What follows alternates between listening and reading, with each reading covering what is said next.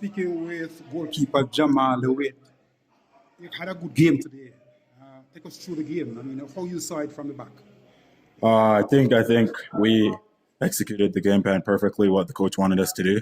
We had our chances on set pieces. We tried to get in behind and play, and we executed the game plan. Unlucky not to come away with the win, but definitely a step in the right direction. How easy or how difficult is this playing in the Azteca? It's definitely not easy, especially for me. This was my first time coming here really, and being able to get the start. But it's definitely not easy to play, and to come in and perform the way we did, I think was definitely showing how the team is growing and making the step in the right direction. Thank you.